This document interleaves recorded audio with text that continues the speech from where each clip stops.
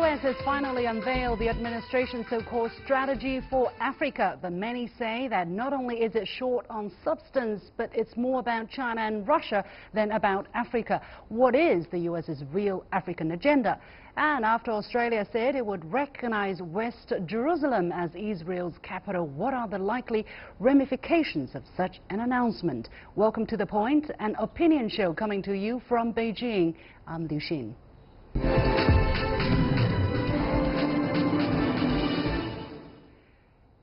In a speech in Washington, D.C. last week, U.S. National Security Advisor John Bolton unveiled President Donald Trump's strategy for Africa. Naming China and Russia as great power competitors, he painted their influence in purely negative terms, saying they were stunting Africa's economic growth and pledged to overhaul U.S. investment and aid for future prosperity of Africa. In response, Chinese Foreign Ministry spokesperson Lu Kang stressed what China cares about is Africa countries' needs, such as industrialization and agricultural modernization. Now, this latest strategy announcement was occurring just 2 weeks after Chinese President Xi Jinping and his U.S. counterpart Donald Trump have agreed to halt new trade tariffs during the G20 meetings in Buenos Aires, Argentina, not to escalate the two countries' month-long trade war. Has Africa become the new front of competition against China in American eyes? What's new about this new strategy? To discuss these issues and more, I'm joined in the studio by Professor He Wenping, a senior research fellow at the Chinese Academy of Social Sciences, and from Philadelphia by Brandon Blackburn-Dwyer, the founder of Grasshopper Strategies. We might have an African guest joining us in just a moment, but now let me first welcome my two guests and go to Professor He Wenping first. Now, Mr. Bolton said in his address that under our new approach, meaning the U.S.'s new approach, every decision we make, every policy we pursue, and every dollar of aid we spend in Africa will further U.S. priorities in the region. So, Professor He, what exactly is the new strategy all about? Do we know any details? Well, it's very obviously that this new strategy also links the Americans first. Not only towards the domestic issue in the United States, now also goes to the Africa policy. So this American interest first, of course, is not based on like Africans' demand or Africans' interest first, rather than goes to another direction. That is, in the future, all those development assistance coming from the United States will based on what kind of attitudes those recipient countries in Africa they have towards United States. And if they agree upon the U.S. interests, they agree upon these attitudes that the United States has chasing for, and then maybe they deserve to get some development assistance.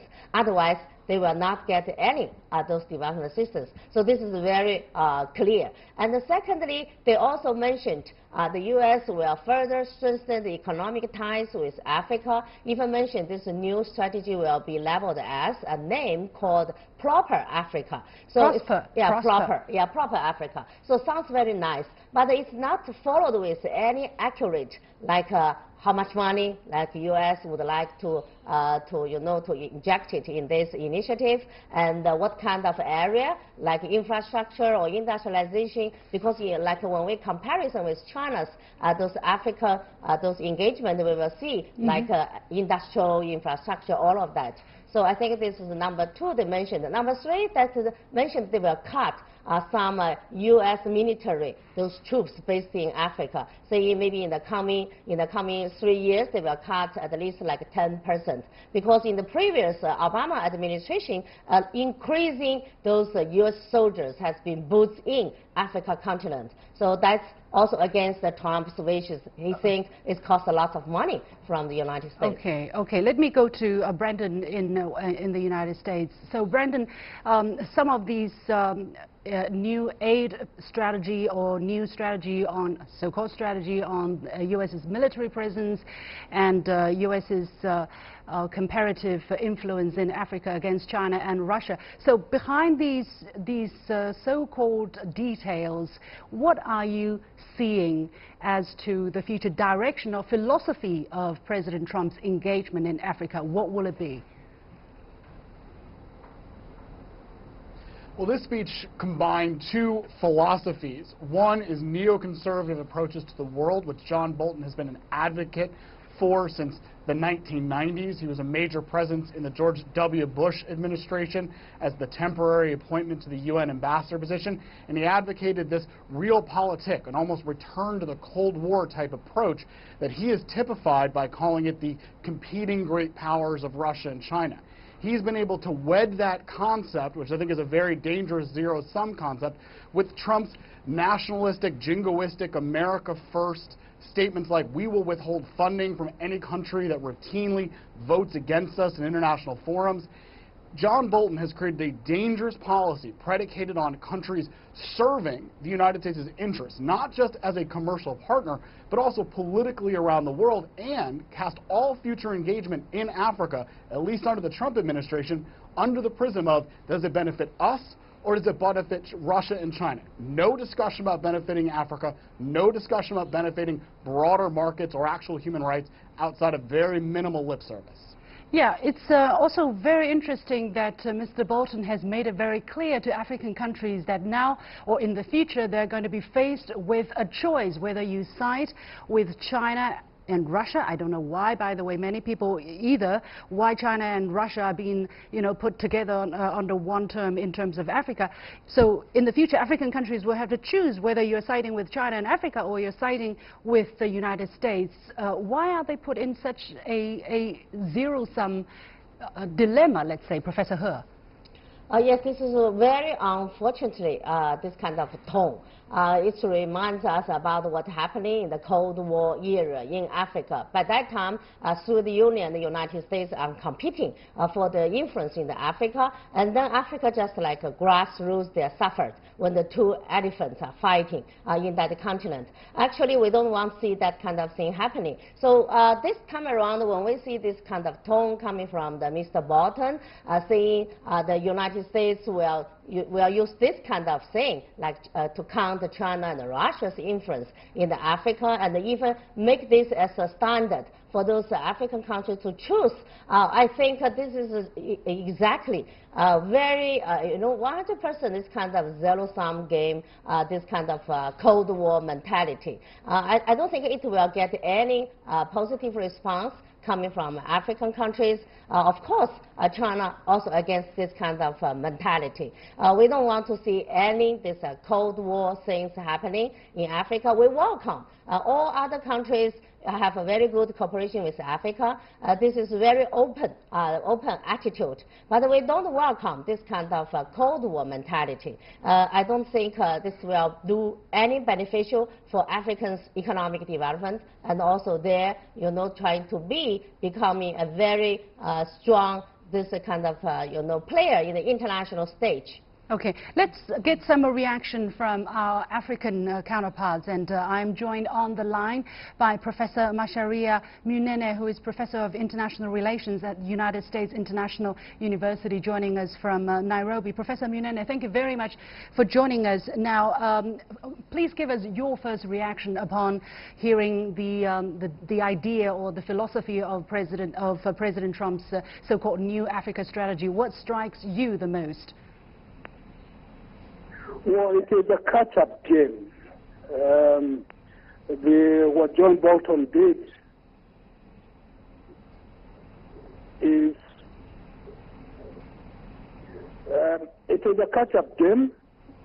Yes. What John Bolton did is to admit that the United States has been goofing and messing up in its relations with Africa, and because it has been messing up, it is now trying to play catch-up by saying it also wants to be seen to be serious or to be interested in Africa. The accusations on other big powers as the reason why it wants to be seen to be serious is expected. But it really is an admission by the United States that it has been messing up all along, and so it needs to rectify its act when it comes to dealing with Africa.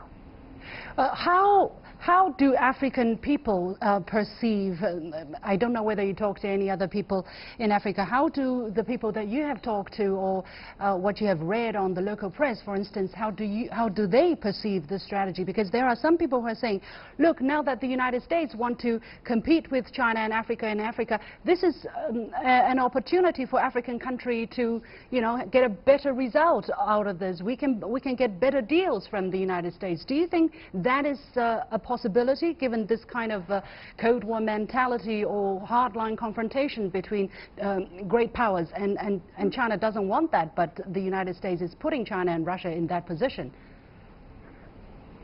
As far as the African countries are concerned, the main issue is what is in the best interest of Africa.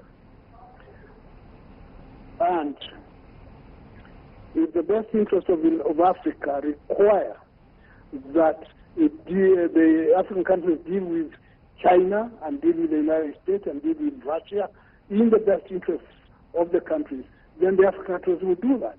And so the United States or the Russians or the Chinese have not been stopped from interacting with Africa. In fact, Africans would like more interactions with everybody on a more equal footing instead of on a dictatorial way. The problem with the United States is that it has appeared in the past to be dictating instead of relating to African countries. So this catch-up is because it has been goofing, and it's taking a line from China in terms of dealing with African countries. The African countries have no problems at all with any of the big powers wanting to deal with Africa on a more equitable basis. So if the Americans are worried about the success of the Chinese in building roads and railroads and airports, no one has stopped them from making their contribution. So they should make their contribution. That does not mean that Africans will stop talking or dealing with China on matters that count for their interests. Yeah, so okay. The Americans can do what they want. Okay, so Mr. Blackburn Dwyer, let me go to you first. Let me go to you now. Do you see the United States possibly being open to collaboration with China in terms of investment or infrastructure cooperation in Africa in the future under this new strategy? Because to me it seems very clear, either African government has to go to the Americans or go to China. If they want to go to China, then not do business with the United States.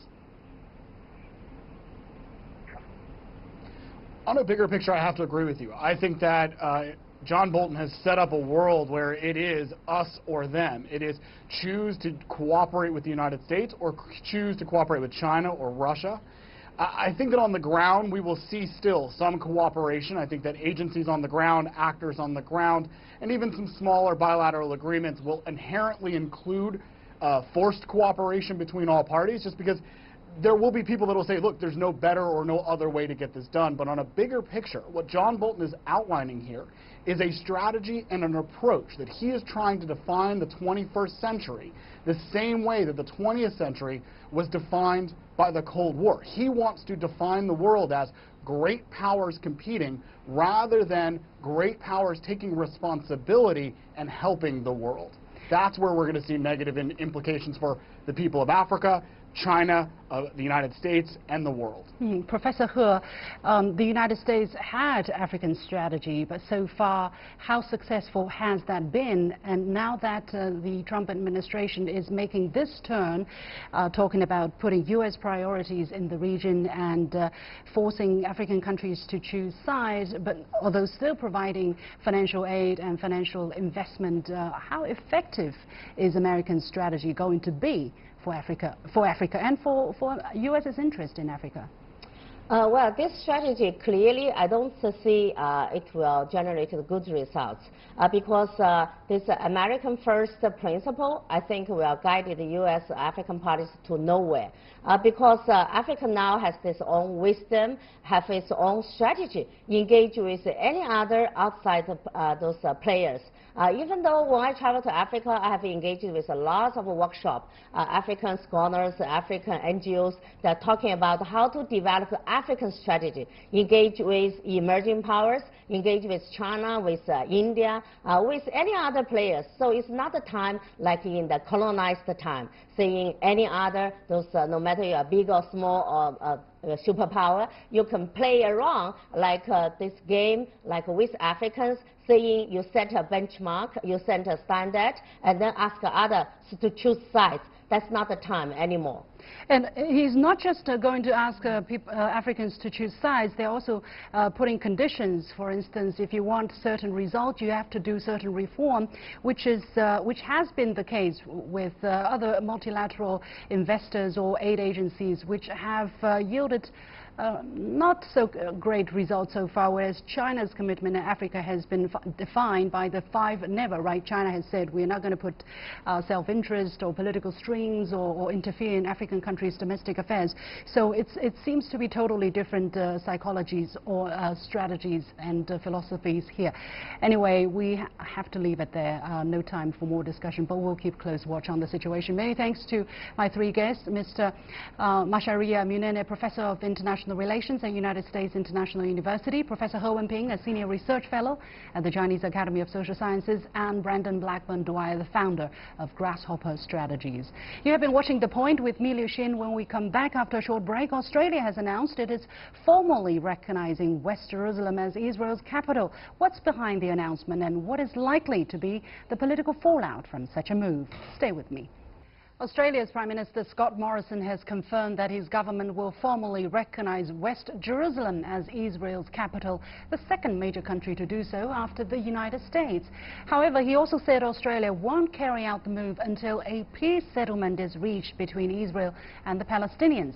But before that, Morrison said his government will establish a defense and trade office in Jerusalem and will also start looking for an appropriate site for the embassy. He added that Australia also recognized the aspirations of the Palestinians to a state with its capital in East Jerusalem. U.S. President Donald Trump drew international criticism last year when he reversed decades of American foreign policy by recognizing the ancient city as Israel's capital. The U.S. embassy was relocated from Tel Aviv to Jerusalem in May, and Morrison had floated the idea in October of moving the Australian embassy during the run-up to an important by-election. And the proposal angered Muslim nations, which issued protests requesting he review his position. So what is behind Australia's move, and what impact, if any, will it have on the Israeli-Palestinian peace process? Joining me are Professor Greg McCarthy, Chair of Australian Studies at Peking University, and from Istanbul, Serkan Oral, a political analyst and writer. Before our discussion, let's take a quick look to what Morrison said on this issue. Australia now recognises West Jerusalem being the seat of the Knesset and many of the institutions of government is the capital of Israel. West Jerusalem is the capital of Israel. Okay, so Professor McCarthy, how divisive is this announcement within Australia itself, and how much support does Morrison have on his side? I'm not sure it's that divisive in one way, because it was made during the election campaign, as you say, and so it was seen as an election process that got domestic politics and foreign policy confused, and therefore there was a position that he had to balance off. There is a strong Jewish lobby that affects the political process, particularly in terms of the Labor Party and the Liberal Party. Bob Carr, who was the Foreign Minister, said that the Jewish lobby was too strong. But again, Australia's tried to play a fairly even hand in terms of the Israeli-Palestinian question. So it's divisive at one level between strong voices, but for the Australian population there's not much interest in this problem, and it's seen as Morrison perhaps making a mistake in linking foreign and domestic politics. Mr. Oral, in Istanbul, although this might have been a domestic election related misstep, how has that gone down in the region? How do people in the Middle East see Australia's announcement here? Especially it seems that the Morrison demands the supports of the Jewish and conservative voters, and also the friendship of Trump. But from the region, the Palestinians and the Arab League countries and the Muslim countries has anger with Australian Morrison. But in the region, it seems that this will be a bad idea from the both sides, because when you look to the Muslim community in Australia, it's a process that they were just seen from the white Australian side, first local drug dealers, then international terror suspects, and look at the percentage, it's a 3% of the whole population is Arab Muslims. But what about the Jewish?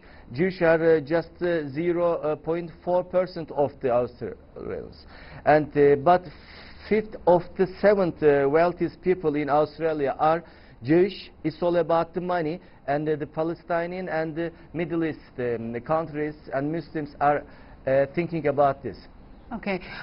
Professor McCarthy here, how likely do you think this announcement is to be substantiated now that he managed on the surface to get himself out of that little hole he dug for himself? Do you see that in the future he might be able to carry that out, or for the moment he can put that issue to rest with this precondition that there be a peace settlement between the Israelis and the Palestinians, which is not going to happen anytime soon? No, so he has an escape clause that he's put in there that we're not going to move the embassy like the Americans have until the two-state solution has been established, and that is unlikely to be in the short term. Remembering that he has to go to the election in May, so he's got a very short period of time in which he's got to smooth this over. He's trying to use this as to wedge the opposition in terms of being pro or anti-Israel. So I think that's the issue. The other problem, of course, you have to keep in mind that Australia has followed the US into every issue in the Middle East in terms of the two Iraq wars and Afghanistan. So we normally follow the US. So this is a move in which Morrison was tempted to go down that path, but didn't. But you have to keep in mind he has strong views that he's evangelical Christians who have strong views that support democracy in Israel, and is less so concerned about Palestine. But equally he's got the problem that Australia believes in the rules-based order. So he's got a dilemma in which he wants to promote democracy so much it's Israel against Palestine, but he also knows the UN resolutions are about a two-state solution. So he's played a double-handed game, caught between his values that he wants to put in place. His values are following America, but secondly he knows that he can't go against the rules-based order because that would affect Australia's foreign policy. It seems that the Australian government, one after another, has been facing the same kind of dilemma, right? Also, when it comes to China, either you're going to get along with your biggest trading partner, or you're going to listen to your biggest ally for decades. How can that ever see a way out, and how probably should Mr. Morrison have acted so that he doesn't put himself in this kind of situation? Especially given the kind of U.S. administration we're seeing at this moment, right? Either you're with me or you're with the opposition or the competitor or the rival. So I think Morrison was tempted to go down with the US model, and we followed the US particularly in terms of the technological division in the world. We've banned Huawei from getting into our 5G network, so we followed directly on America there. But secondly, we've tried to reset our relationships with China in recent months that have been better under Morrison than they were under Turnbull.